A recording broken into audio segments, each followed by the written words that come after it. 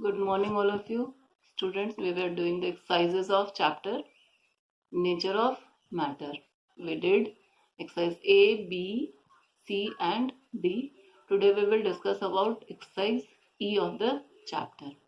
Now, I am going to start the exercise E. Question number 1 of exercise E is, why do solids have a fixed shape and a definite volume? You have listened the explanation many times. So you can write, but I am going to explain the answer of this question, that is, why do solids have a fixed shape and a definite volume? The particles of solids are closely packed. There is no space between the particles of the solids. They cannot move. So solids have a fixed shape and a definite volume. Once more, particles of solids are closely packed. There is no space between the particles and the particles cannot move. So solids have a fixed shape and a definite volume. This is the answer number 1. Now, second question. Briefly describe an activity to show that pure water is a transparent liquid. So we will start the answer. To show that pure water is a transparent liquid, we will take a glass tumbler. We will fill it with pure water and then put a coin inside the tumbler. The coin is clearly visible to us. That means the pure water is a transparent liquid. I am going to repeat it. To show that pure water is a transparent liquid, we will take a glass tumbler. We will fill the glass tumbler with pure water and put a coin inside the tumbler. We will observe that the coin is clearly visible to us. That shows that pure water is a transparent liquid. Now, question number 3. Describe an activity to show that a solid can diffuse slowly into a liquid. By an activity, we have to show that a solid can diffuse slowly into a liquid. Again, to show that, I am explaining the answer.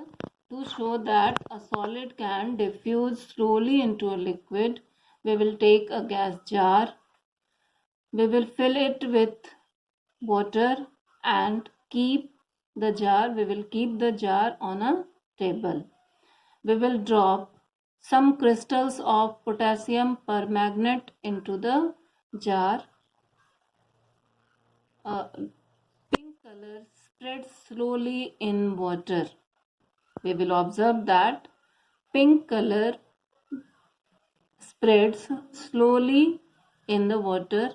This shows the slow diffusion of solids into a liquid. Again, to show that a solid can diffuse slowly in a liquid, we will take a gas jar. We will fill the gas jar with water and keep the jar on a table.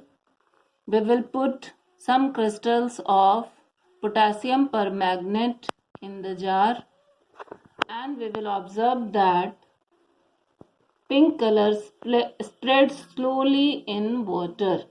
This shows the slow diffusion of a solid into a liquid. Now question number 4. What is a saturated solution? How can we prepare a saturated solution of common salt in water? Now the first part of question is, what is a saturated solution? The answer is the solution in which no more substance can dissolve is known as saturated solution.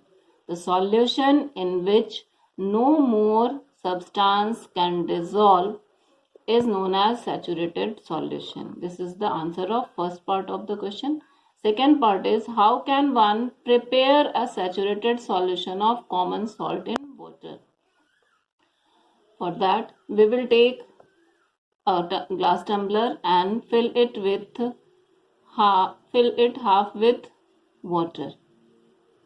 We will take a glass tumbler, fill it half with water, and then put 1 spoon of salt in it.